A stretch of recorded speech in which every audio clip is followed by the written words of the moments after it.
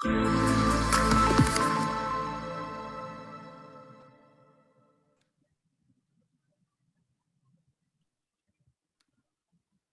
buenos días y bienvenidos a esta última sesión de las jornadas sobre la elaboración y transmisión del informe pericial en genética forense.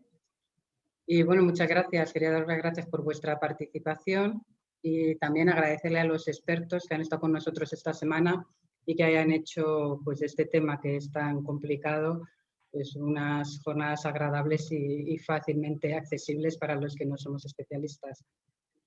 Para presentar la jornada tenemos con nosotros al director de Seguridad Democrática de la Secretaría General del SICA, al señor Jefe Moratalla, que también le agradecemos mucho que haya sacado este momento porque sabemos que ahora estaba trabajando fuera y que le era un poquito complicado. Muchas gracias, director, y le dejo la palabra para la inauguración de la jornada. Muchas gracias, Lola. Es un gusto poder saludarte a través de la tecnología. Bien, les estamos saludando desde el Centro de Convenciones en la ciudad de Heredia, en Costa Rica. Actualmente nos encontramos participando de la conferencia regional sobre Sembremos Seguridad, que es organizado por Costa Rica como presidencia pro tempore del Sistema de la Integración Centroamericana, con el apoyo de la Embajada Americana. Pues antes de continuar, un cordial saludo a cada uno de los participantes, distinguidos y distinguidas participantes de esta jornada de webinarios que inició el día lunes 7 de junio con el tema elaboración e interpretación de informes periciales en materia de genética forense. Y como de todos es sabido, este día concluye con el tema de la transmisión de los resultados del informe de ADN en el juicio oral. Este ciclo ha sido posible ejecutarlo con la participación de expertos del Ministerio de Justicia y del Laboratorio de Policía Científica de España, organizado por FIAP, la participación activa, por supuesto, de Mariano Simancas como coordinador y de la doctora Moreno como responsable de este resultado. Quisiera compartir con ustedes rápida y brevemente parte del esfuerzo que se viene haciendo desde la Secretaría General del SICA y desde la Dirección de Seguridad Democrática.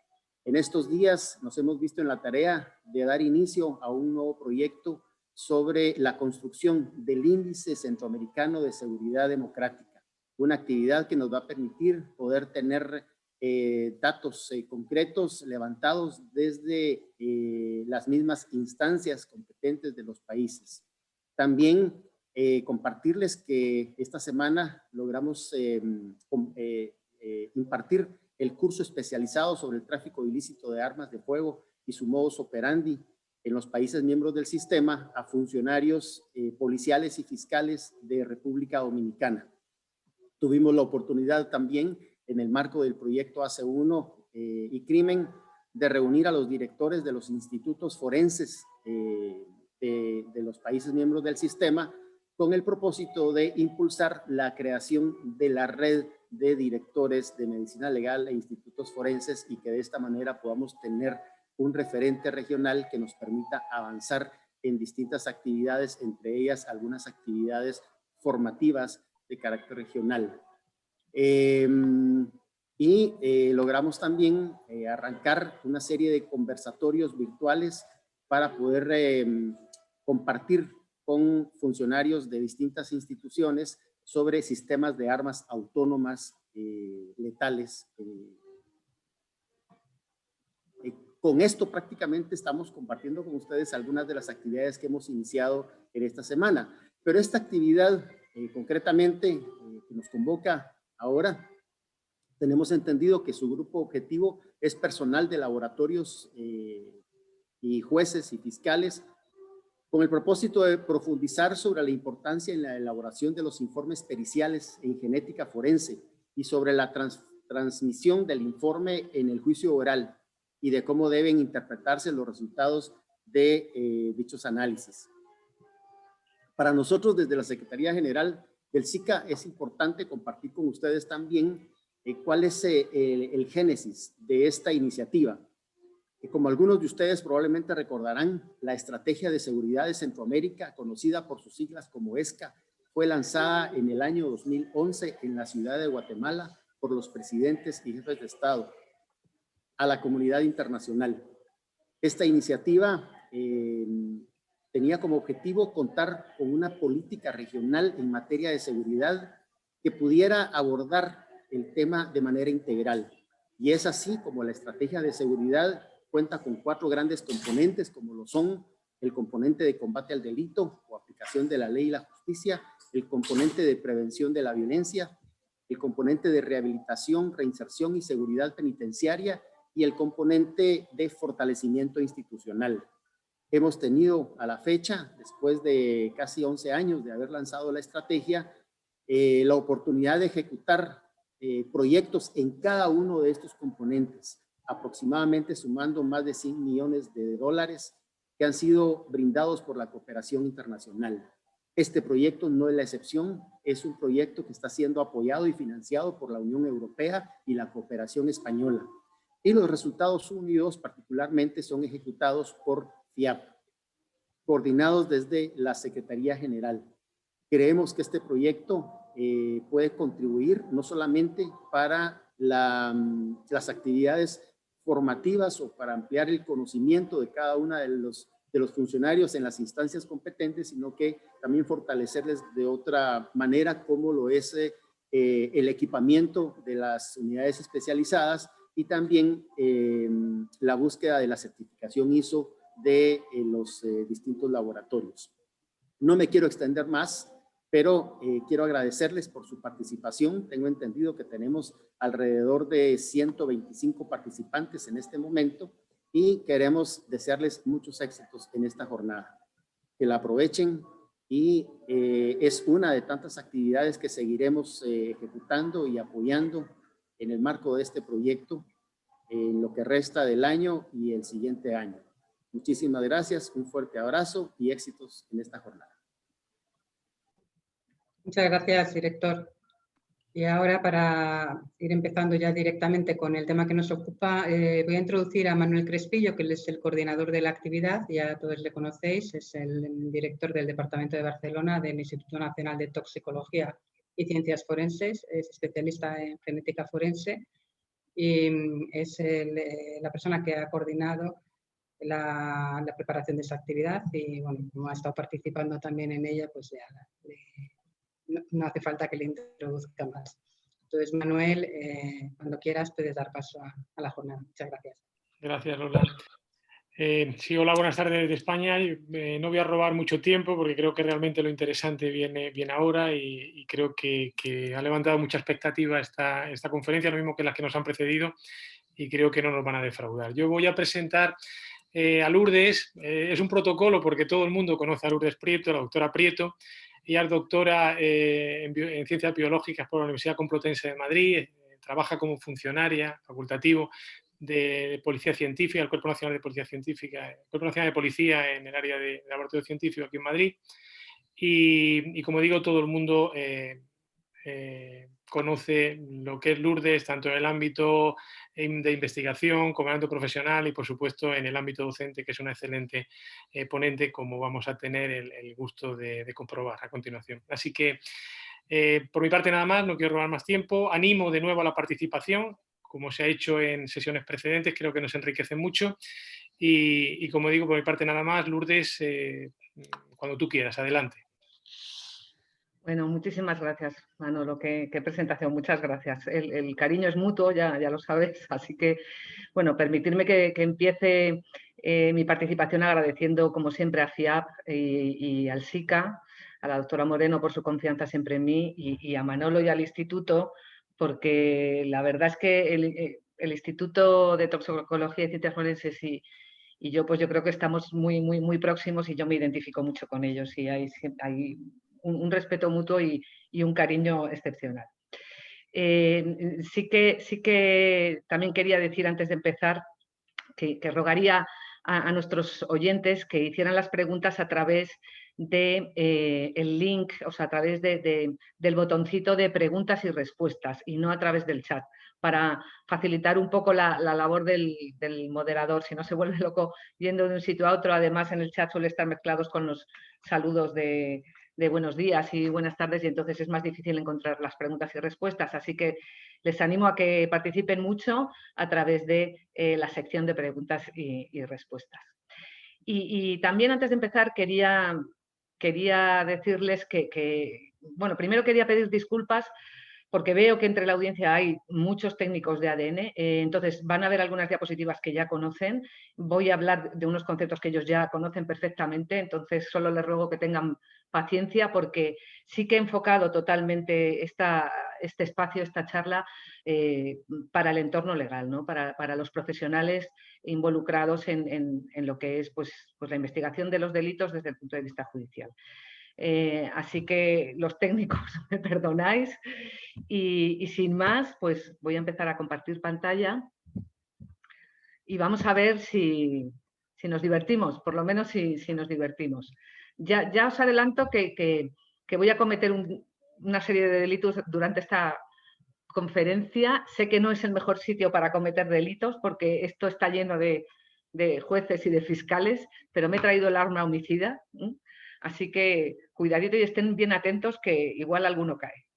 Bueno, yo voy a hablarles de la transmisión de los resultados del informe de ADN en el juicio oral. No es nada fácil, entonces también quiero decirles que esto es una mera introducción. La verdad es que las declaraciones en los juicios orales, tenemos muy poco tiempo para declarar normalmente, las cosas suelen ir bastante rápido y es difícil explicar en poco tiempo pues todo lo que se hace en el laboratorio. Por eso siempre es recomendable pues que ya la sala y que ya los participantes pues sepan un poco previamente al juicio de qué va esto del ADN y cómo se interpretan esos resultados. Y mi charla consiste en eso, en dar una introducción para que luego ustedes sigan aprendiendo por su parte. Hay muchísima documentación y muchísima bibliografía que ustedes pueden consultar con respecto al significado de la prueba genética. Perdónenme, pero... sí, ahora. Lo malo de la prueba de ADN es que las expectativas son muy, muy grandes. Todo el mundo confía tanto en la prueba de ADN y la verdad es que tanto la policía como muchos jueces pues están deseando la prueba de ADN porque les ayuda a solventar, ¿no? Pues esa difícil cuestión de saber si un acusado es culpable o es inocente.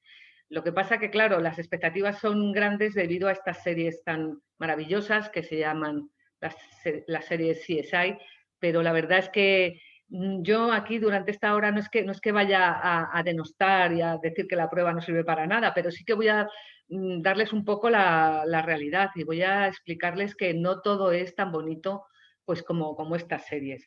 Además, en estas series siempre están todos muy enfadados y tristes y tal. El CSI de España, como ya habrán podido ver, es muchísimo más alegre, no estamos enfadados todo el rato y tan serios todo el rato, pero sí que es verdad, les voy a mostrar una foto de mi queridísimo jefe, que es este, y que es una bellísima persona, pero hay que decir la verdad, encaja más en una película pues de, no sé, de Cantinflas que en una serie CSI.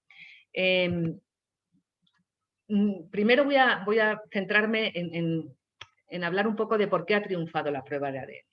La prueba de ADN ha triunfado no solamente por todos los avances tecnológicos que ha incorporado, sino porque los expertos somos capaces de medir la incertidumbre de nuestros resultados. Y vamos a explicar esto despacito y bien. Se dice que la prueba de ADN es el gold estándar de las ciencias forenses porque la verdad es que es capaz de auxiliar a la justicia en muchos tipos de casos y ya se utiliza en todo el mundo desde hace mucho tiempo, tanto en la identificación de vestigios biológicos relacionados con hechos delictivos como en cuestiones mucho menos graves, creo yo, como los estudios de paternidad y otros parentescos, y también en la identificación cadavérica, en la identificación de cuerpos en mal estado de conservación cuando no se puede identificar por otros medios de prueba. Pero el ADN también tiene otra peculiaridad y es que permite exonerar.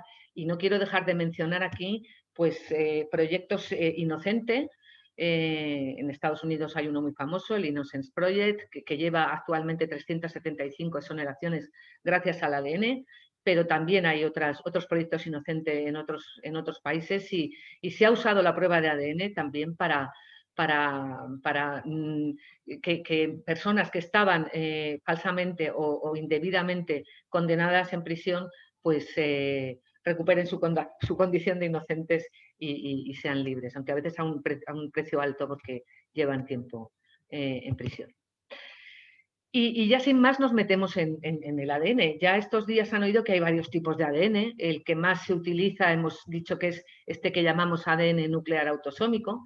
Y ya saben sus señorías que no estudiamos todo el ADN, sino que tiene el individuo. Solo estudiamos unos pequeñitos fragmentos. El ADN es como un collar larguísimo. Imagínense un collar larguísimo con 3.000 millones de cuentas. Y a lo mejor estaremos estudiando 10.000 cuentas o así como muchísimo. Entonces, estudiamos una pequeñísima parte de ese ADN. Solo estudiamos unos pocos fragmentos y a cada uno de esos fragmentitos de ADN que estudiamos es a lo que llamamos marcador genético. Y ya hemos elegido unos fragmentos de ADN dentro de todo ese collar que sean polimórficos, es decir, que sean variables de unas personas a otras, de unos individuos a otros, para que así podamos identificar.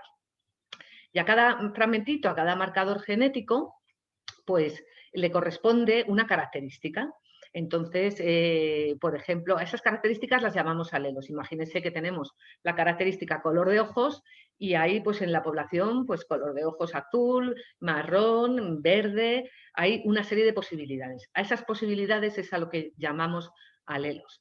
Y aquí ven una representación gráfica de parte de cómo vemos nosotros el ADN en el laboratorio. Lo vemos exactamente como un electrocardiograma, dijéramos, donde vemos unos picos, unas señales, y encima de esos picos hay unos nombres horribles. Estos nombres horribles de 8S1179, de 21S11, son los nombres de los marcadores, es decir, los nombres de los fragmentos de ADN. Y las señales son los alelos. Por ejemplo, esta persona para el marcador de 8 muestra los alelos 10 y 12 porque marcamos los alelos, en vez de con colores, como les he dicho antes, color de ojos azul, verde, marrón, pues con numeritos. El estudio de varios marcadores es lo que nos da el perfil genético. De tal forma que un perfil genético no es más que un código alfanumérico donde vemos, lo solemos incluir en los informes periciales, ustedes verán unas tablitas en donde viene pues, el nombre del fragmento de ADN que hemos analizado y después los alelos, o sea, la característica específica de ese individuo. El marcador no varía de unos individuos a otros, en todos los individuos estudiamos los mismos marcadores, lo que sí varía es la característica que cada individuo tiene. Y al menos 12 de estos marcadores son analizados por todos los laboratorios ya hoy en día en el mundo y, por tanto, podemos intercambiar información entre laboratorios sin necesidad de enviarnos la muestra biológica, ¿no? Pues no hace falta que se mande una muestra biológica, por ejemplo, de una madre que está buscando a su hijo y su hijo ha aparecido en España y la madre está en El Salvador. Simplemente con que nos envíen el perfil genético nos es suficiente. Y eso ha supuesto un gran avance y eso es gracias, la verdad, al esfuerzo de estandarización que han hecho las sociedades científicas dentro del campo de la genética forense y al fin y al cabo al trabajo de todos los técnicos en el mundo, que si bien es una comunidad científica no muy extensa, sí que es verdad que es muy colaborativa y que es una comunidad que nos gusta trabajar en conjunto. Bueno, y vamos ya a ver pues, un ejemplito. Esto sería pues, una tablita que vemos en un informe con pues, el perfil genético. No les he puesto el perfil genético completo. Hoy en día analizamos más marcadores que los que les pongo aquí, pero para que ustedes lo vean bien solo he puesto unos pocos, si no, no me cabían en la diapositiva. Y como ven, pues aquí tenemos un perfil genético localizado en la escena del delito y tenemos un perfil genético del acusado. Y simplemente comparando si los alelos en cada marcador son los mismos, pues podemos ver si efectivamente hay coincidencia entre estos dos perfiles genéticos. Y en este caso, claramente se ve que la hay, porque los alelos que hay recuperados de la muestra recogida en la escena del delito coinciden perfectamente con lo del acusado. Entonces, la pregunta que a ustedes les interesa, que es saber si es probable que el perfil de la escena proceda del acusado, pues nosotros les vamos a decir que sí. Ahora, la cuestión ¿es muy probable o es poco probable? Bueno, pues eso va a depender de si este perfil genético es muy frecuente en la población o no. Si es muy frecuente en la población, pues la probabilidad de que sea del acusado va a ser menor. Pero si es muy poco frecuente en la población, la probabilidad de que pueda pertenecer al acusado pues es mayor. También quiero hacer aquí una breve parada para recordar que la prueba de ADN no nos dice ni cuándo ni cómo llegó un perfil genético a la escena de un delito. Puede haber llegado por el hecho delictivo en sí, pero puede haber llegado por una actividad inocente, ni sabemos cuándo llegó. Puede haber estado allí antes de que se cometiera el delito, puede haber aparecido allí durante el delito y estar vinculado realmente con el delito, pero también puede haber llegado allí después del delito si la escena no se acota bien y no se aísla bien y se permite ahí la entrada en la escena de todo el mundo, ¿no? Entonces, el hecho de detectar un perfil genético no nos está diciendo esto, ¿no? de cómo se produjo ni cuándo llegó allí. Cierto es que hay perfiles genéticos que sí que difícilmente no estarían relacionados con el hecho delictivo. Por ejemplo, imagínense pues, un robo en una joyería donde el sospechoso, bueno, el delincuente rompe el escaparate y al romper el escaparate, que es de cristal, pues se corta y justo en la rotura del escaparate pues hay una mancha de sangre. Difícilmente ese perfil genético que se obtenga de esa mancha de sangre no va a estar relacionado con el delito, lo normal es que esté. Pero ahora imagínense un filtro de cigarrillo, una colilla que aparezca en la escena. Eso puede estar relacionado con el delito o no. Puede haber estado antes allí o resulta que pues, después de la escena no se aisló bien y ahí entró pues, policías que no son de policía científica, que son de policía judicial y que no han tenido cuidado y han estado fumando en la escena y han dejado el cigarrillo allí. Entonces, eso hay que tenerlo en cuenta, ¿no? La información que nos da un perfil genético. Pero vamos a volver al tema de la probabilidad, que es lo que a mí me toca hoy. Yo ya, con esta diapositiva, ustedes ya pueden ver cómo se siente un genetista cuando tiene que hablar de probabilidad. O sea, nuestra formación, aunque sí que tenemos algo de matemáticas durante nuestro grado, pues la verdad es que no es una formación matemática completa. Y a veces yo hasta me pregunto si no hubiera sido mejor que en vez de estudiar biología molecular, a lo mejor hubiera sido mejor que yo hubiera estudiado matemáticas, porque actualmente la verdad es que yo lo que más hago en el laboratorio son cuentas, o sea, es hacer matemáticas. Pero bueno, voy a intentar suavizar esto y tratar de transmitir bien el concepto de probabilidad para que ustedes lo entiendan. Quería también explicar un poco lo que es la prueba científica. Nos gusta mucho llamar científico a cualquier cosa. A cualquier cosa ya lo llamamos científico. Pero en realidad lo que es científico es lo que es capaz de medir la incertidumbre. Es decir, si alguien les dice esto es 100% seguro, desconfíen. Esto es 100% seguro, verdad absoluta científica. Eso no puede ser. Si es científico, seguro no hay nada en esta vida. Siempre habrá con mucha probabilidad o con poca probabilidad, pero seguro 100% no hay nada en esta vida. Y esa es una gran diferencia entre pues las pericias, las especialidades forenses antaño y las especialidades forenses ahora. Los antiguos forenses, los que llamamos artesanos, pues basaban sus informes principalmente en la intuición y en la opinión. Usaban su experiencia y daban un valor absoluto a sus conclusiones. El científico forense moderno basa sus informes en datos científicos, en evidencia científica. Nosotros, para saber si un perfil genético es o no frecuente, antes de analizar las muestras de un caso, hemos tenido que estudiar a la población donde están ocurriendo esos delitos. O sea, que nos vamos a basar primero en unos datos preliminares, en unos datos previos a lo que es el análisis de las muestras. O sea, que hay un bagaje científico detrás, ¿eh?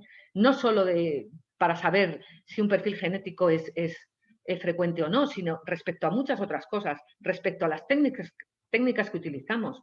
Primero hemos tenido que probar esas técnicas en muestras de buena calidad, ver si funcionan, después en muestras de mala calidad y ver si funcionan antes de realmente ponernos a analizar las muestras de los casos reales. Es decir, que hay una base científica detrás, no solo es la experiencia, porque uno puede tener mucha experiencia, una experiencia de 10 años, pero si durante esos 10 años ha estado haciendo las cosas mal, pues esa experiencia realmente no sirve para nada. Entonces, la experiencia es muy valiosa, pero se tiene que acompañar del razonamiento y de una base científica. Entonces, los peritos de la actualidad pues nos gusta no dar un valor absoluto a nuestras conclusiones, sino que hablar en todo caso de probabilidad, porque las opiniones más seguras no son las que se valoran como verdades o creencias absolutas por experiencia o intuición, sino aquellas en las que se puede calcular una probabilidad. Y entonces aquí estamos los genetistas forenses empeñándonos en dar probabilidades, en dar numeritos en los informes, en hacer la evaluación de nuestros resultados, evaluar qué significa que dos perfiles genéticos coincidan, y lo hacemos numéricamente. ¿Y por qué lo hacemos numéricamente y no le decimos a su señoría directamente, pues es muy probable, pues es poco, pues es regular, pues porque los números son la mejor forma de medir? Si yo les digo aquí cuál es la distancia entre el estadio del Real Madrid, el estadio de fútbol del Real Madrid y mi casa, si esto se lo dice una persona que está acostumbrada a andar, les va a decir, estás bien cerca, estás cerquísima, en la casa de Lourdes del estadio del Real Madrid. Pero si es una persona que tiene un problema de cadera, pues le va a costar más llegar y va a decir, pues está bastante lejos.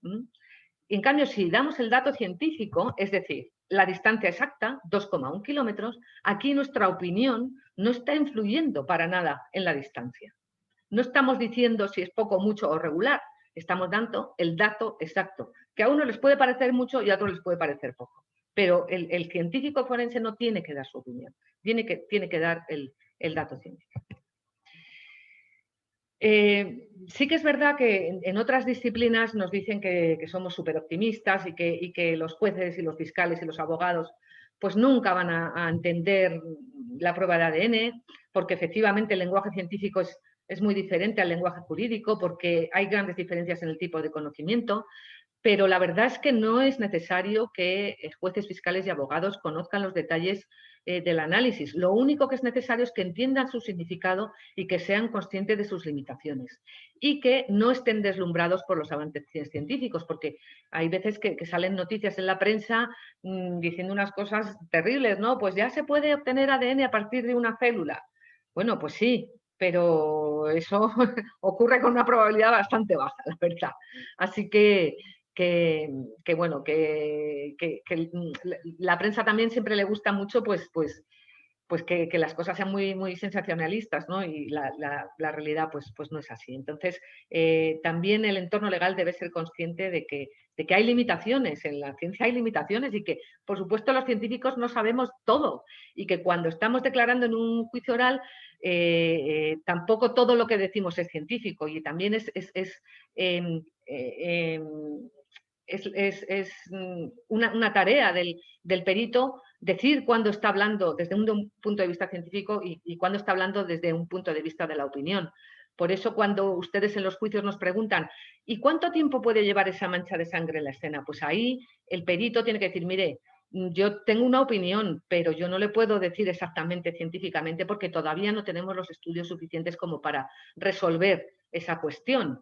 Aunque estamos en ello, pero todavía yo creo que tardaremos un poco. Lo que sí le puedo decir, a lo mejor es, pues mire, es una mancha que estaba a la intemperie y el perfil genético que hemos obtenido es muy bueno, entonces pues no debía llevar mucho tiempo allí. O al revés, mire, pues es una mancha que lleva allí muchísimo, o sea, que hemos obtenido un perfil muy malo, es verdad que estaba a la intemperie y tal, entonces ya es más difícil decir cuánto tiempo puede estar allí, porque a lo mejor hemos obtenido un perfil genético muy malo, pues precisamente por las condiciones, porque ha llovido, ha cambiado la temperatura, la humedad, etc.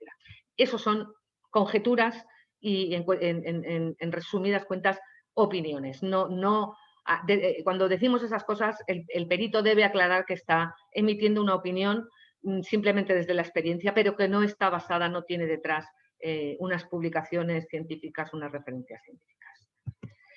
Bueno, pero vamos a la parte científica. Nosotros para evaluar si un perfil genético es frecuente o no frecuente, lo que hacemos son estudios poblacionales. Estudios, tomamos una muestra de individuos de la población que nos interesa, por ejemplo, la población de Madrid, o la población de España, o la población de sitio que sea, tomamos una muestra de un número bastante grande de individuos y vemos con qué frecuencia aparecen esos alelos.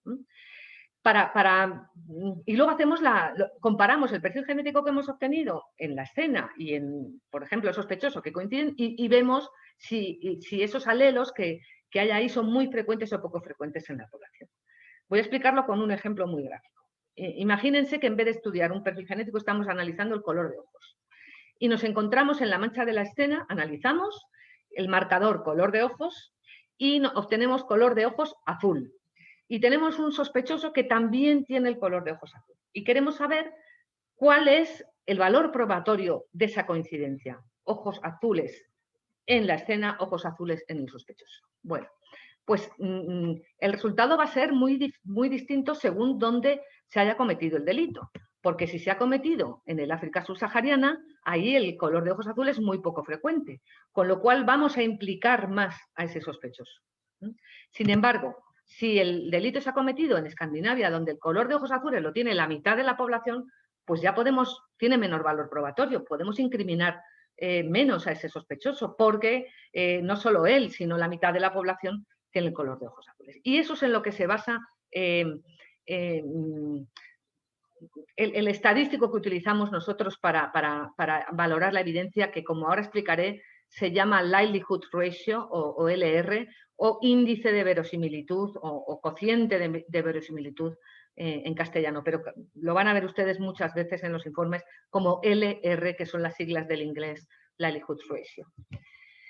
Entonces, nosotros valoramos el resultado dentro de un contexto poblacional concreto después de unos estudios científicos hechos anteriores al análisis de las muestras.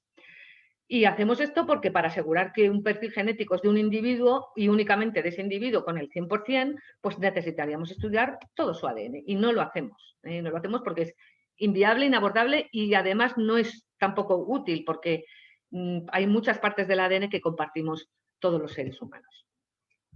Me encanta siempre poner esta sentencia. Esta es una sentencia de la Audiencia Provincial de Madrid, ya del año 2013.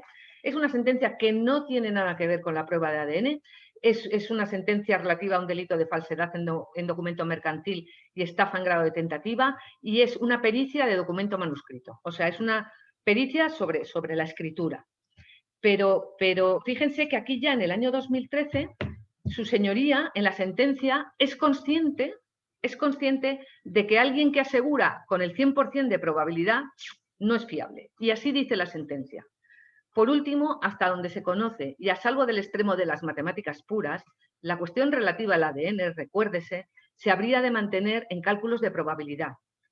Difícilmente se puede sostener un informe afirmando respecto del mismo su condición de infalible. Recuérdese que se afirmó la certeza del 100% de las conclusiones contenidas en el mismo. O sea, aquí ya el juzgador se está dando cuenta de que si alguien le dice que es una certeza del 100%, pues no se fía mucho de esa pericia. O sea, que ya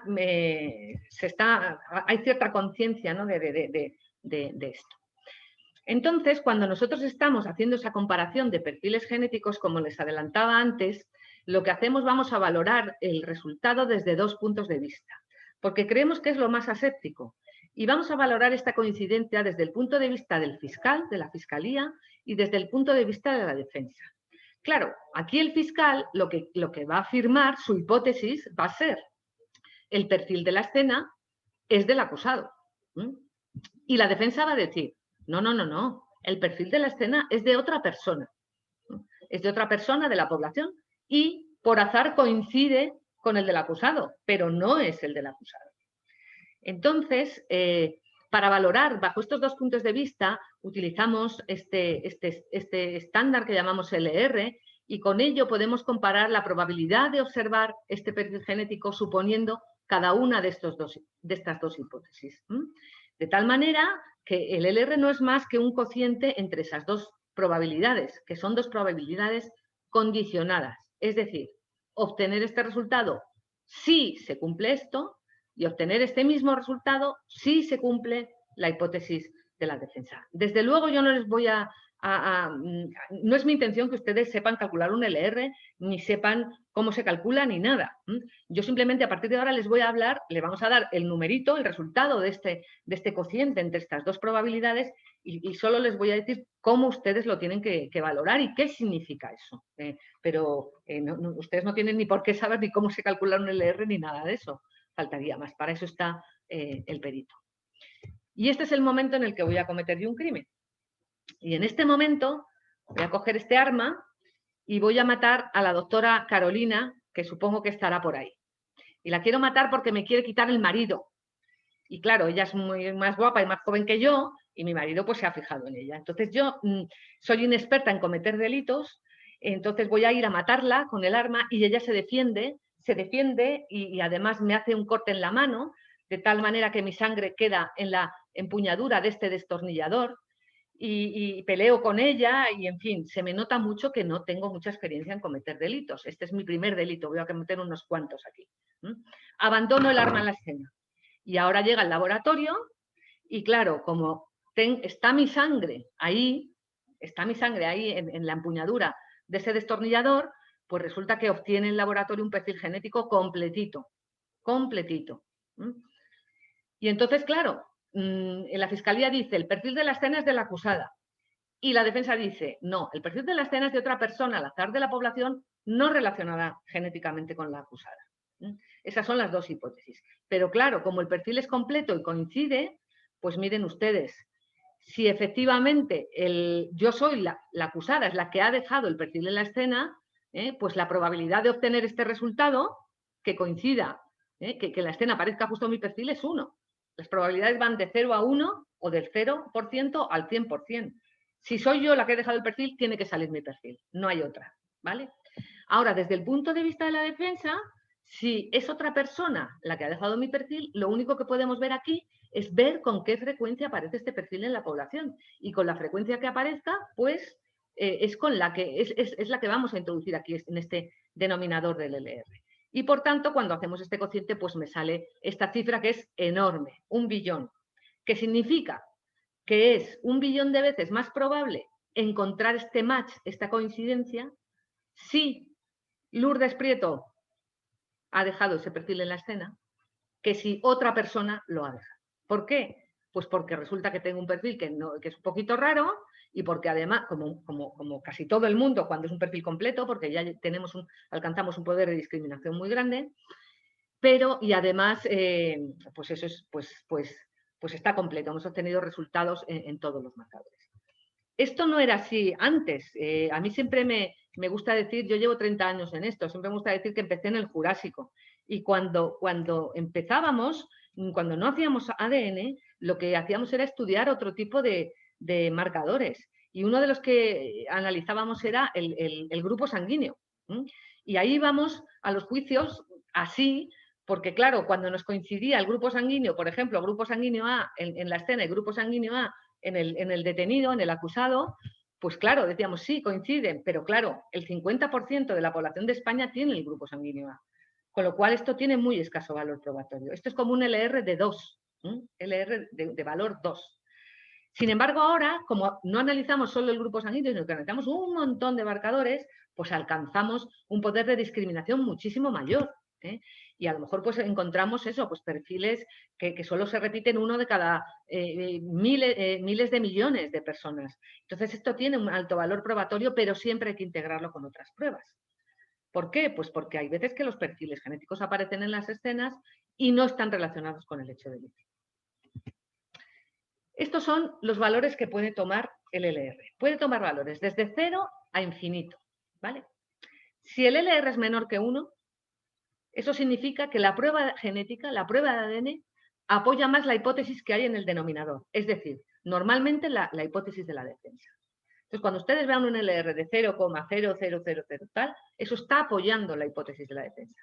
Si el LR es mayor que 1, apoya más la hipótesis del numerador.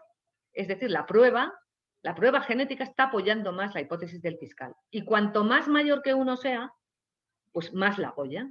Si es un LR de 2, la apoya muy poquito. Apoya un poquito más la hipótesis del fiscal que la de la defensa, pero poco más. Ahora, si es un valor de billones, pues claro que la apoya muchísimo, ¿no? El resultado de la prueba genética apoya esa hipótesis. Entonces, cuando el perfil genético de la evidencia coincide con el de la muestra de referencia, completamente los resultados de los LRs que ustedes van a ver suelen ser abrumadores, de miles de millones. Voy a cometer un segundo delito. Ahora me voy a cargar a nuestra querida doctora Lola Moreno, porque también, mi marido es que debe ser guapísimo, porque también Lola me lo quiere quitar. Amigo, pero ahora yo he aprendido del primer delito y ahora yo ya sé qué hacer. Entonces voy a hecho fijo. Mi arma del delito. Imagínense que ya está limpiado. Este es otro destornillador distinto. Y yo llego a la escena y hago así, clas, clas, la mato, la toco un momento, solo agarro un momento el destornillador, la mato y me voy. Con lo cual aquí solo han quedado unos poquitos restos epiteliales de haber empuñado yo este arma, pero no ha quedado ni sangre ni nada. Con lo cual ahora el laboratorio pues quizá lo tiene un poco más difícil, porque a lo mejor no es capaz de obtener todo un perfil genético completo, un perfil genético completo y no obtiene resultados en algunos marcadores. Y este es el caso que les pongo aquí. Aquí ven que en la escena pues hay algunos marcadores en los que tenemos un guioncito que significa que no hemos tenido resultados en el análisis de esta evidencia. Con lo cual, a eso le llamamos evidencia neutra, es decir, que tiene un LR de 1, es decir, que para estos marcadores, para este y para este, el LR es 1. Porque la evidencia, el resultado, no nos apoya más una hipótesis que otra. Eso es lo que significa evidencia neutra, que el resultado no puede apoyar más una hipótesis que otra. Claro que no puede apoyarla. Si es que no hemos obtenido resultado, entonces no podemos decir nada para estos marcadores, pero luego tenemos otros marcadores en los que sí hay coincidencia. Entonces lo que hacemos es valorar, teniendo en cuenta todo, pero aquí el LR va a ser 1 y aquí el LR va a ser otro numerito, con lo cual ahora vamos a obtener un LR pues de 500.000, que es mucho menor a 1 billón que habíamos obtenido antes cuando yo había dejado mi sangre allí, y el perfil genético era completo. Entonces, claro, diferentes resultados de ADN dan diferentes valores de LR. No siempre los LR son abrumadores y elevadísimos. Hay veces que son mucho más bajos. Y además ahora, como ya soy una experta de la delincuencia total y absoluta, pues le digo a mi abogado pues que genere la duda y vamos a implicar a mi hermana también, que no la quiero nada.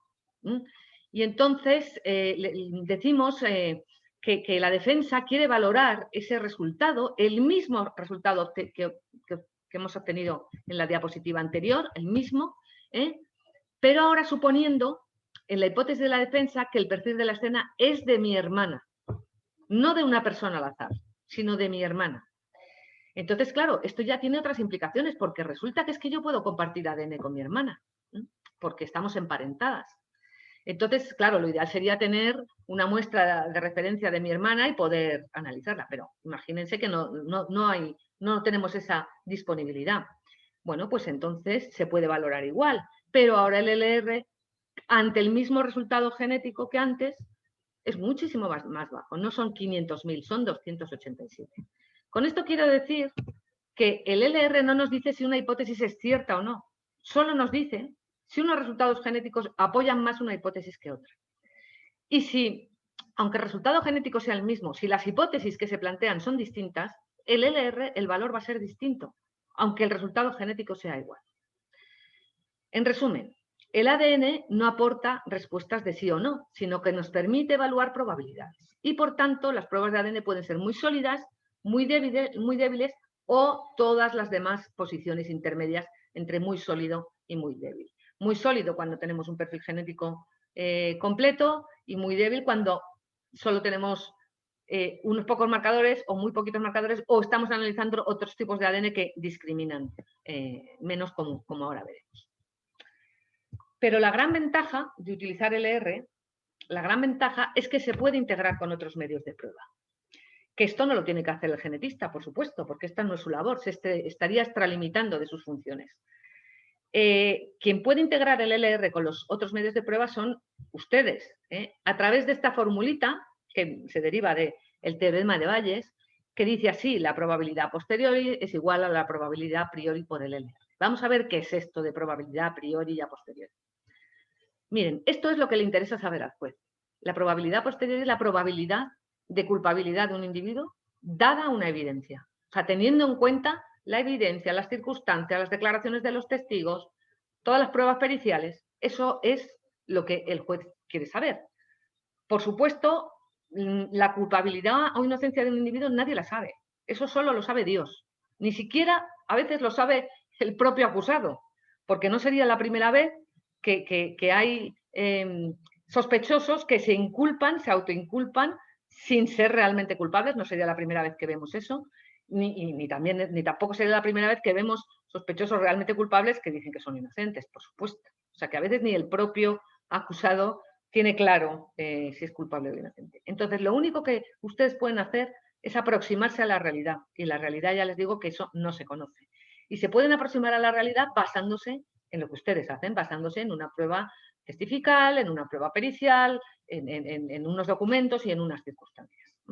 Y eso es lo que ustedes quieren hallar, la probabilidad posterior. Y nosotros solo le estamos dando este numerito, que es el LR. Y ustedes tienen que integrarlo con esto que se llama probabilidad a priori. La probabilidad a priori es la idea que ustedes tienen de culpabilidad o inocencia antes de haber conocido el resultado genético en este caso. Es una probabilidad subjetiva. Es una probabilidad subjetiva y que a veces es muy difícil ponerle un valor y ponerle un numerito. Pero sí que ustedes ya tienen una idea de si es poco probable, muy probable, regular probable que esta persona acusada sea culpable o sea inocente. Voy a poner varios ejemplos que sí que son muy claros, aunque es verdad que hay veces que es muy difícil poner un valor a esta probabilidad a priori. Imaginemos que el perito ha analizado un filtro de cigarrillo que ha abandonado en la escena, obtenemos un perfil genético completo que coincide con el del acusado. Es un perfil genético maravilloso y hemos obtenido un LR de millones, de miles de millones, un valor que apoya mucho la hipótesis de la defensa, o sea, un resultado genético del fiscal, que apoya mucho la hipótesis de que ese cigarrillo procede de ese acusado. Pero ahora ustedes saben, el genetista les va a decir eso y el genetista no conoce otra cosa. Pero ahora ustedes, que tienen toda la información, saben que por la triangulación del posicionamiento telefónico de esta persona en el día que se cometió el delito y a la hora que se cometió el delito, pues esta persona estaba en otra ciudad. Y que además hay testigos que corroboran que esta persona estaba en otra ciudad distinta a la que se cometió el delito. Entonces ahí su probabilidad a priori, para este caso, para esta evidencia genética, es cero. Entonces, por muy elevado que sea el LR, porque el perfil coincida, para ustedes saben por qué su perfil genético está ahí. Pues porque a lo mejor estuvo allí pues el día antes o 2 días antes o 3 días antes. Y por eso está su perfil allí, pero su probabilidad de culpabilidad es cero. Ahora voy a ponerles el caso opuesto.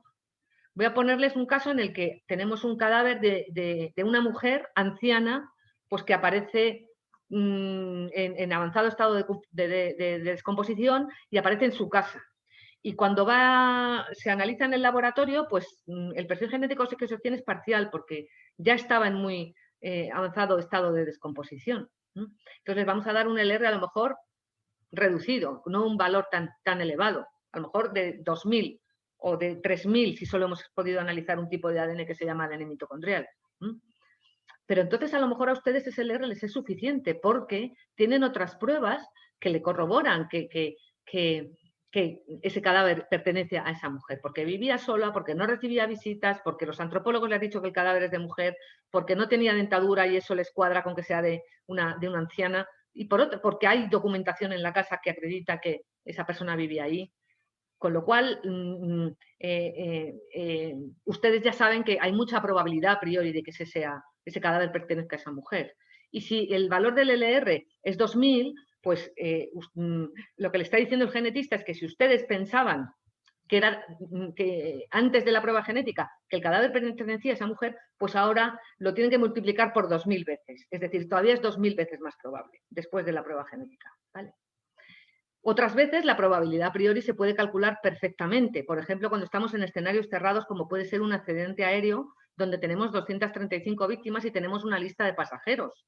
Ahí sabemos que tenemos que identificar a 235 personas. Y ahí la probabilidad a priori de identificar a la persona número 1, pues es 1 entre 235. Y la probabilidad a priori de identificar a la persona número 2 también es 1 entre 235. Esos casos son muy fáciles porque sin tener en cuenta otras pruebas, pues ya se puede estimar un valor de probabilidad a priori. Pero también podríamos dividir la probabilidad a priori en solo cadáveres de mujeres y solo cadáveres de hombres y valorar esa probabilidad a priori teniendo en cuenta solo el número de varones y el número de mujeres. Y luego, pues miren, ya en el año 1987, cuando empezaban las pruebas de ADN, pues hubo jueces que utilizaron una probabilidad a priori teniendo en cuenta pues, los varones que en una edad, entre un rango de edad, entre los 18 y los 60 años del área donde se cometió el delito. Cuando no se tiene absolutamente ninguna otra prueba, pues se puede recurrir a esto. Ahora, hay que esta manera de calcular, imagínense que son 5.000 varones, pues la probabilidad a priori sería 1 entre 5.000. Uno de esos 5.000 varones es el que ha cometido el delito. El problema de esto es que el área tiene que estar bien delimitada. Y que si es un área de mucho trasiego, o sea, es un área de que, pues que no es una ciudad muy aislada y que hay, pues que va y viene mucha gente, pues esto puede ser problemático, ¿no? Entonces yo comprendo que efectivamente la probabilidad a priori, ponerle un número a veces es imposible, pero sí que ustedes siempre tienen una idea de si es muy probable que sea culpable y poco. Si es, y con esa idea, con el valor del LR, ustedes lo tienen que multiplicar y si le damos un LR de 1000 lo tienen que multiplicar por 1000 veces y si le damos un LR de millones, pues por millones de veces. Bueno. Entonces lo que sí que me gustaría que quedara claro es que el perito no se va a pronunciar sobre si una persona es culpable o no, porque esa no es su función.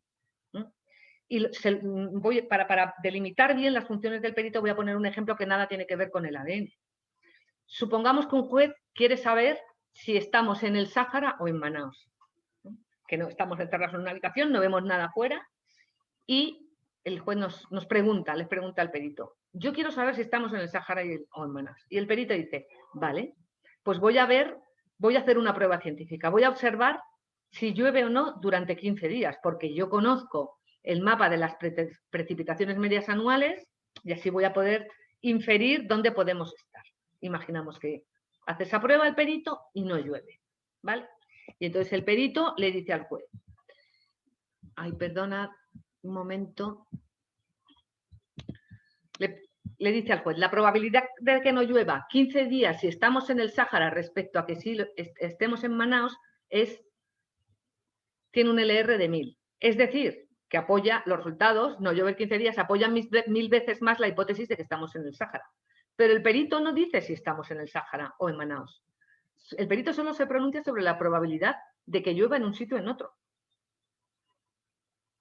Ahora es el juez el que, conociendo las otras circunstancias, imagínense que el juez tiene acceso a una ventanita de la habitación y resulta que fuera ve que hay camellos y que hay gente con turbante. Pues entonces le cuadra lo que le dice el perito y lo multiplica por 1000. Pero ahora resulta que el juez abre la ventana y ve un teatro maravilloso y ve pues 2 ríos que se están mezclando, el cauce de 2 ríos mezclados, como pueden ser el río Amazonas y el río Negro. Y entonces, o ve mucha vegetación. Bueno, pues entonces dice el juez, va a ser que estamos en Manaos. Y ha dado la casualidad de que en 15 días no haya llovido. Pero es el juez el que se pronuncia sobre si estamos en un sitio o en otro. El perito solo le va a valorar si llueve o no llueve. Ya está. Y además, como hemos visto estos 2 días, pues hay varios tipos de ADN. No siempre estudiamos el mismo tipo de ADN, ese que hemos llamado nuclear autosómico, que es el que más se estudia. Como la doctora Carolina pues les explicaba el otro día en los informes periciales, pues hay veces que estudiamos ADN que está localizado en un sitio que se llama el cromosoma Y y que solo tienen los varones y que es idéntico en todos los varones emparentados vía paterna. Y hay veces que estudiamos un tipo de ADN que se llama ADN mitocondrial, que es idéntico en individuos que están emparentados matrilinealmente por vía materna. Con lo cual, la información que vamos a tener de esos marcadores, de ese tipo de marcadores, bien localizados en cromosoma Y o bien ese ADN mitocondrial, pues va a ser distinta. Entonces, no todas las pruebas de ADN son iguales. el ADN le coincide. El ADN le coincide al acusado. Va para adentro. ¿Qué ADN? ¿Qué ADN coincide? Hay que diferenciar. Con ADN mitocondrial y con cromosoma Y ya hemos dicho que no vamos a distinguir dentro de una misma familia, pero es más, dos personas que no estén emparentadas matrilinealmente también pueden poseer el mismo ADN mitocondrial, porque sus ancestros estuvieron quizás emparentados muchos años atrás y no están emparentados en la actualidad, pero si miramos, ¿qué es estar emparentado? ¿Hasta dónde es estar emparentado? Entonces, si miramos miles de años atrás, pues en realidad todos estaríamos emparentados, ¿no? Entonces,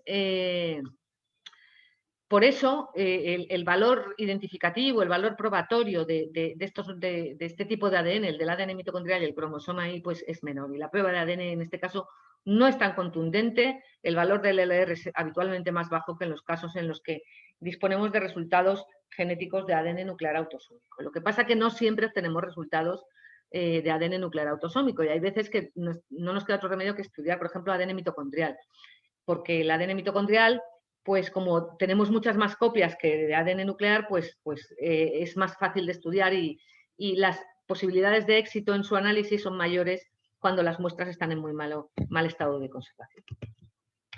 ¿Qué pasa si no valoramos la evidencia? Pues esto lo que les pongo aquí es un ejemplo real de lo que pasa si no valoramos numéricamente el match, la coincidencia. Y esto es un caso concreto de ADN mitocondrial. Esto es una noticia que sale en un periódico de Texas, que en las necrológicas, pues dice en la familia de un señor llamado Donald Edward Jr., pues está llamando a que hay un funeral, que se ha muerto, que nos ha dejado, pobrecito mío, y que por favor los que quieran asistir al funeral, pues se va a celebrar en este sitio, este sitio, este sitio. El tal Donny había desaparecido 2 años antes. Era un chico que tenía problemas con las drogas, que estaba muy avergonzado de tener ese problema y que abandonó su casa. Y a los 2 años, pues se encontraron en una zona cercana, pues unos restos óseos envueltos en una chaqueta vaquera. Y se presumía que podían ser a lo mejor pues de este don que desapareció. Y se comparó con 3 hermanos, con el ADN de 3 hermanos. Con la mala suerte de que en los restos óseos solo se obtuvieron resultados para ADN mitocondrial. Y como el ADN mitocondrial de los restos óseos envueltos en la chaqueta vaquera coincidía con el ADN mitocondrial de estos 3 hermanos, pues se identificó así, sin hacer una valoración estadística de estos resultados, se le entregó a la familia y la familia puso esta noticia. Y pueden ver ustedes que tiempo más tarde aparece en el mismo periódico esta otra noticia. Finalmente, Donny no estaba muerto. Y resulta que el tal Donny, pues había sido acogido por un granjero que le había ayudado a rehabilitarse y había estado trabajando en una granja mucho tiempo. Y fue en la granja donde Donny vio unos papeles de periódicos donde pudo leer su propia necrológica. Y entonces fue a la familia y ya le dijo, oye, que no estoy muerto. ¿Aquí qué pasa? Pues que como resulta que Donny solía llevar chaqueta vaquera y además pues coincidía el ADN mitocondrial, pues enseguida se dio por hecho que eran de él. Pero fíjense, en Texas, ¿cuánta gente puede llevar chaqueta vaquera? ¿Qué validez, qué valor probatorio tiene chaqueta vaquera, encontrar chaqueta vaquera? Y luego cuando efectivamente no se hizo la valoración estadística de la prueba y cuando se hizo posteriormente, resulta que este ADN mitocondrial pues era muy frecuente en esta zona, en Texas. Me parece que en la época pues se encontraron en las bases de datos como 8 individuos coincidentes de pocos, 8 de 300, o sea que es bastante frecuente ese ADN mitocondrial. Entonces, si no se valora y si no se conoce qué valor probatorio tiene chaqueta vaquera y que el mitocondrial coincida, pues claro, pueden pasar estos errores. Así que es bien importante valorar los resultados de la prueba. A veces tenemos también problemas, no solo que es que no podamos obtener ADN nuclear autosómico, sino que a veces nos encontramos con mezclas. Y sabemos que hay una mezcla porque en lugar de obtener dos señales, 2 piquitos en cada marcador, obtenemos más de 2. Y esto ya nos está diciendo que este ADN, esta muestra procede de más de un individuo. Normalmente hay 2 o 1, porque heredamos siempre un alelo del padre y otro de la madre, de nuestro padre y otro de nuestra madre, no hay más. No hay nadie más que intervenga ahí. Entonces, cuando tenemos una mezcla, pues vemos este tipo de electrocardiogramas con diferentes señales, con muchas más de 2 señales por cada marcador. Entonces, aquí las posibilidades de contribuyentes se multiplican mucho. Me voy a saltar esta. Aquí tenemos una muestra en la escena, que es una mezcla, porque hay más de 2 numeritos por marcador. Aquí tenemos a un acusado que es compatible, porque efectivamente el alelo 7 está en la escena y el alelo 9,3 también. Y aquí el alelo 8 está en el de la escena y el 10 también. Pero resulta que si vemos el perfil genético de Pepa, de Pedro, de Pablo, de Eva y de Marta, pues también nos encajan con son compatibles con esta mezcla, porque los alelos que tienen también están contenidos en la mezcla. Con lo cual tenemos un poquito más de incertidumbre de cuál pueden ser los donantes a esta mezcla.